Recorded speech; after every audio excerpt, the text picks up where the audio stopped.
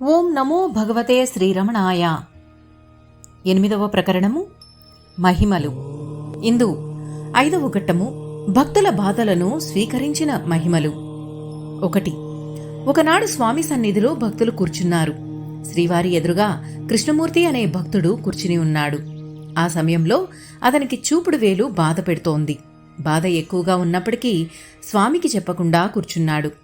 సర్వజ్ఞుడైన స్వామి ఠటాలున తన చూపుడు వేలును రుద్దుకోసాగారు. ఆశ్చర్యంగా ఆ భక్తుని బాధపోయింది. 2.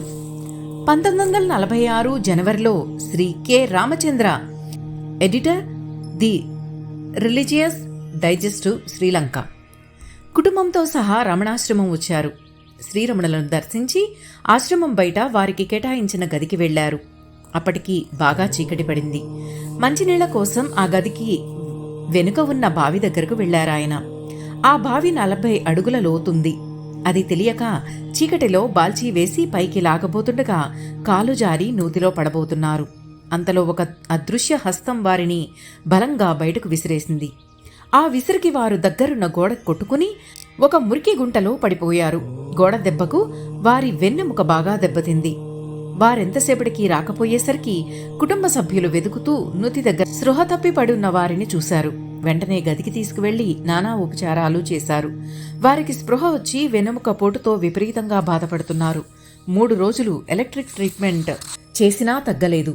ఇక లాభం లేదని రాయవెల్లూరు ఆసుపత్రికి తీసుకువెళ్లాలని నిర్ణయించుకున్నారు. దానికి ఆయన అంగీకరించలేదు. నా నిజమైన వైద్యుడు రమణుడు ఇక్కడే ఉన్నాడు. ఇక్కడ నుండి నేను కదలను.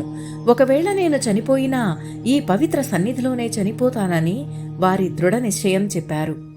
అలా బాధపడుతూ 5 వారాలు కుర్చీలో రాత్రింబవళ్లూ కూర్చునే ఉంటున్నారు. వారి భార్య ఒకనాడు భగవాన్ దగ్గరకు వెళ్లి పతిభిక్ష పెట్టమని ప్రార్థించి అరుణాచలేశ్వర దేవాలయంలో ప్రత్యేక పూజలు చేయించి గదికి వచ్చేసరికి రాత్రయింది. ఆ రాత్రి ఆమెకు ఒక ఆశ్చర్యకరమైన కల వచ్చింది. ఆ కలలో ఒక నల్లని భయంకర ఆకారం ఆమె మెళ్ళో తాళిబొట్టును బలవంతంగా గుంజుతుండగా శ్రీ రమణ భగవాన్ వచ్చి అతని మెడ పట్టుకుని ఒక్క తోపు తోశారు. ఆ దృశ్యం చూసి ఆమెకు మెలకువ వచ్చి పట్టరాని ఆనందంతో భర్తకు చెప్పింది. వారు భగవాన్ తన మృత్యువును తోసివేసి ప్రాణాలు రక్షించారని, తాను తప్పక కోలుకుంటానని ఆనందంలో మునిగిపోయాడు. కాని విచిత్రంగా మర్నాటి రాత్రి వారి బాధ మరింత ఎక్కువైంది. ఇక తనకు మరణం తప్పదని నిశ్చయించుకున్నాడు. ఆ సమయంలో వారి భార్యకు అస్బరన్ సతీ, అమ్మణి అమ్మాళ్ అనే ఆవిడ ఆమెకు తోడుగా ఉన్నారు. అస్బరన్ సతీ పాలుపోక ఆశ్రమంలో ఉన్న పార్సీ డాక్టర్ను తీసుకురమ్మని అమ్మణి అమ్మాళ్ను పంపింది. ఆశ్రమంలోకి రాత్రిపూట స్త్రీలు వెళ్లరాదన్న నియమం ఉన్నా పరిస్థితిని బట్టి ఆమె లోపలికి వెళ్లి చూస్తే ఆ రాత్రి 1 గంట సమయంలో భగవాన్ ఉండే హాల్లో దీపం వెలుగుతోంది. ఆ సమయంలో మామూలుగా లైట్లు ఉండవు. ఆమె కిటికీలోంచి తొంగి చూసేసరికి 2 సేవకులు భగవాన్ వెన్నుకు తైలమర్తనం చేస్తున్నారు. ఆ దృశ్యం చూసి భగవాన్ వారి బాధను స్వీకరించి వెన్నుకు తైలమర్తనం చేయించుకుంటున్నారని గ్రహించి ఆనందంతో పొంగిపోయింది. డాక్టర్ను పిలవకుండానే తాను చూసిన దృశ్యం వారికి చెప్పి ఆనందంతో గంతులు వేయసాగింది. వారందరూ కూడా ఆనందంలో మునిగిపోయారు. అది చూస్తున్న రోగి మెల్లగా లేచి నిటారుగా నిలబడ్డారు.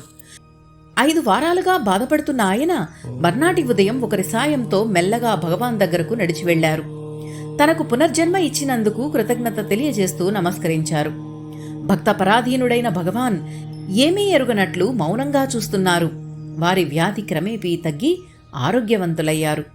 అలా స్వామి ఆ భక్తుని బాధను తాము స్వీకరించి అతని బాధను తొలగించారు. ఏమి శ్రీరమణలీలా. 6. నిర్యాణానంతర మహిమలు. శ్రీరమణ భగవాన్ భౌతిక దేహాన్ని విడిచిపెట్టిన తర్వాత కూడా అనేక మహిమలు చూపారు. వాటిలో కొన్ని. 1. శ్రీరమణ భగవాన్ల చివరి రోజుల్లో వారి దర్శనార్థం విపరీతంగా జనం రావడం వల్ల ఆహార పదార్థాల కొరత ఏర్పడింది. 1950 ఏప్రిల్ 24వ తేదీన జరగవలసిన మహాభిషేకానికి బియ్యం అత్యవసరం.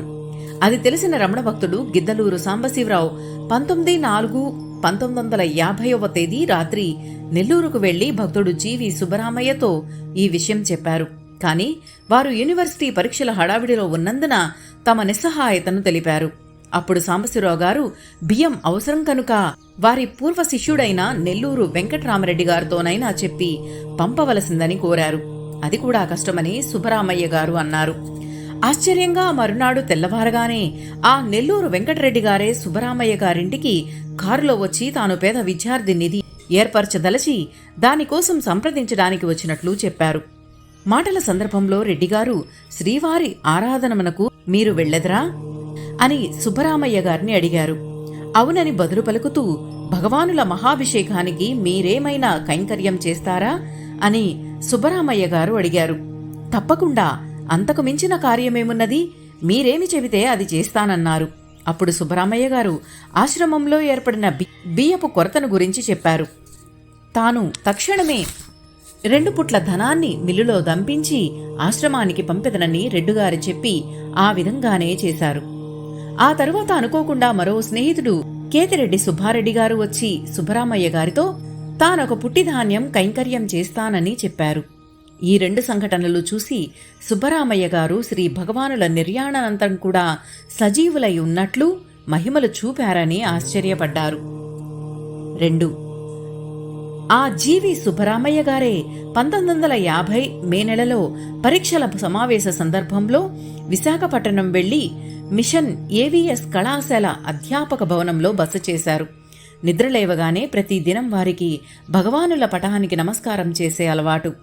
ఆనాటి వేకువన నమస్కరించడానికి శ్రీ భగవానుల పటం లేదని అనుకుంటూ గదిలో బల్లమీదున్న ఒక బొంబాయి పత్రికపై ఊరక చెయ్యి పెట్టి దానిని తెరిచి చూడగా ఆశ్చర్యంగా శ్రీ భగవాన్ల పటం కనపడింది.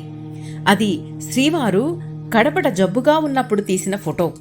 శ్రీవారి మహిమను ప్రశంసించు వ్యాసం కూడా అందులో ఉంది. అప్పుడు సుబ్బరామయ్య గారికి భగవాను తనతో, ఓరి పిచ్చివాడా, నువ్వెంత అవిశ్వాసివి, నేను ఇక్కడ ఇప్పుడు ఎప్పుడూ నీతోనే ఉన్నాను కదా అని చెప్పినట్లు అనిపించి బ్రహ్మానందపడిపోయారు. 3. తెలుగు భాషలోని శ్రీరమణ సాహిత్యంలో అత్యంత మనోహరమైనది, ప్రసిద్ధిమైనది శ్రీరమణాశ్రమలేఖలు. ఈ గ్రంథ రచయిత్రి సూరినామకమ్మ గారు. ఆమె దాదాపు 1 దశాబ్దం శ్రీ భగవాన్ సన్నిధిలో గడిపారు. ఆశ్రమంలో శ్రీ భగవాన్ సన్నిధిలో జరిగిన విశేషాలనే గ్రంథ రూపంలో వివరించారు. శ్రీవారి మహానిర్యాణం తరువాత అంటే 1950 తర్వాత ఆమె తిరువణ్ణామలై విడిచి తిరిగి విజయవాడ ప్రాంతాలకు వచ్చేశారు. ఆమెకు 1976లో క్యాన్సర్ వ్యాధి వచ్చింది. వైద్య నిమిత్తం ఆమె మద్రాసు వెళ్లారు. అక్కడ ఆపరేషన్ చేశాక తదుపరి వైద్యానికై అంటే కోబాల్ట్ వైద్యానికై బొంబాయి వెళ్లవలసి వచ్చింది. జనవరి 1977లో ఆమెకి మళ్లీ క్యాన్సర్ పుండు వచ్చింది. ఎందరో వైద్యులు చూశారు, వైద్యం చేశారు, కానీ వ్యాధి నయం కాలేదు. విపరీతమైన బాధ. ఆమె మే 1977లో శ్రీ భగవాన్ను ఉద్దేశిస్తూ 4 పద్యాలు ప్రార్థనగా వ్రాసుకున్నారు. బాధని తట్టుకునే ఓర్పునివ్వమని స్వామిని వేడుకున్నారు. ఆమె బొంబాయిలో ఉండగా ఆమెను చూడడానికి వెళ్లిన వాళ్లలో అప్పటి శ్రీ రమణాశ్రమ ప్రెసిడెంట్ కూడా ఉన్నారు. నాగమ్మ గారు పద్యాలు వ్రాసుకున్న 2 వారాలలో ఆయన ఆమెను చూశారు. ఆయనతో పాటు ఒక మిత్రుడు వెళ్లాడు. ఆయన ప్రభుత్వోద్యోగి, హోమియో వైద్యం కూడా చేస్తారు. ఆయన నాగమ్మ గారి అనుమతి పొంది ఆమెకు వైద్యం ప్రారంభించారు. ఆ ముందు మొదలు పెట్టిన 15 రోజులకు ఆమె బాధ తగ్గడం మొదలుపెట్టింది. క్రమంగా నయమైపోయింది. ఆమె ఇక బతకదు అని వైద్యులు, బంధువులు ఆశ వదులుకున్నారప్పటికే. కాని ఈ వైద్యం వల్ల ఆమెకి జబ్బు నయమైంది. ఇంచుమించు కైలాసయాత్రకే సిద్ధపడిన నాగమ్మగారు మరొకసారి అరుణాచల యాత్ర చేయగలిగారు. 4. శ్రీమతి జులీ నఖోడా అనే వనిత టెహరాన్ అనగా ఇరాన్ రాజధాని విమానాశ్రయంలో జరిగిన అనుభవాన్ని ఇలా వివరించారు. నేను శ్రీ రమణ మహర్షి పరిధిలోకి వారు దేహం చాలించిన తర్వాతనే వచ్చాను. ఒకనాడు ఆకస్మికంగా మౌంటౌన్ పాత్ అనే శ్రీ రమణాశ్రమ పత్రికలో శ్రీ మహర్షి ఫోటో చూశాను. ఆ చూపులోని కరుణ, ఆ మందహాసంలోని లాలిత్యము నన్ను మంత్రముగ్ధురాలను చేశాయి. గడ్డు పరిస్థితులలో నేనుండగా ఆ ఫోటో చూడడం తటస్థించింది. ఆ ఫోటో చూడగానే ఆ దివ్యమూర్తికి అర్పితమైపోవాలనిపించింది. ఆయన అప్పటికే భౌతికంగా లేరు. కరుణామృతాన్ని వెదజల్లే ఆ కరుణామూర్తి చిత్రం నాకు కరదీపిక అయింది.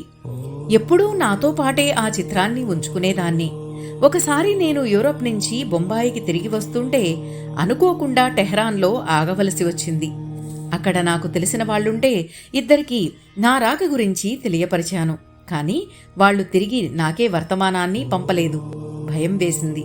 విమానంలో ఎథెన్స్ నుంచి టెహరాన్ వచ్చే వరకు శ్రీ భగవాన్ని ప్రార్థించడం తప్ప నేనేమీ చేయలేకపోయాను. టెహరాన్లో విమానం దిగాను. రాత్రి 10:30 నాకు ఆ ఊరు కొత్త, ఆ దేశ భాష రాదు. దిగులుగా ఉన్నాను. కస్టమ్ క్లియరెన్స్ అయింది. ఇక బయటపడాలి. కానీ ఎక్కడికి వెళ్ళాలి? ఎవరి సహాయం దొరుకుతుంది? ఈ ఆలోచనలో నేను ఉండగా ఎవరో ఒక ఆఫీసర్ వచ్చి, మిసెస్ నఖోడా మీరేనా అని అడిగి, బయట నా కోసం ఎవరో 2 స్త్రీలు వేచి ఉన్నారని చెప్పారు. నా చెవులను నేనే నమ్మలేకపోయాను. ఆ వచ్చిన వాళ్ళెవరై ఉంటారా అని ఆశ్చర్యపోతూ బయటికి వచ్చాను. వాళ్ళని చూశాను. వాళ్ళెవరో నాకు తెలియదు, కానీ అక్కడికి అనూహ్యమైన రీతిలో వచ్చారు. వాళ్లను అక్కడికి పంపిన వారెవరో కనుక్కున్న తర్వాత అది ఎట్లా సంభవించిందా అని ఆశ్చర్యపోయాను. శ్రీ భగవాన్ నాపై చూపిన కరుణకి ఇదొక నిదర్శనం. శ్రీరమణ భక్తులనేకులకు ఇటువంటి అనుభవాలు కలగడం అతి సామాన్యం. కొన్ని వందల సంఘటనలు ఉన్నాయి. ఇవన్నీ అతి సహజంగా ఏ ఆర్భాటమూ లేకుండా జరుగుతుంటాయి. వాటి విలువ, ప్రాముఖ్యము ఆ అనుభవాలు కలిగిన వారికే తెలుస్తాయి. అయితే భౌతికంగా భూతలంపై శ్రీ భగవాన్ ఉన్నప్పుడు వీటి గురించి ఏమీ మాట్లాడేవారు కారు. అన్నిటికన్నా ఉత్తమమైన సిద్ధి ఆత్మసాక్షాత్కారం. ఆ సత్యాన్ని గ్రహిస్తే అవిద్యా మార్గాన వెళ్ళవు అంటుండేవారు. 8వ ప్రకరణము సమాప్తము. ఓం నమో భగవతే శ్రీరమణాయ. నమస్తే అండి. నా ఈ వీడియో కనుక మీకు నచ్చితే లైక్ చేయండి, షేర్ చేయండి. సబ్స్క్రైబ్ చేయని వారు ప్లీజ్ సబ్స్క్రైబ్ చేయండి. థ్యాంక్ యూ అండి. మీ సరిత. ఓం నమో భగవతే శ్రీరమణాయ.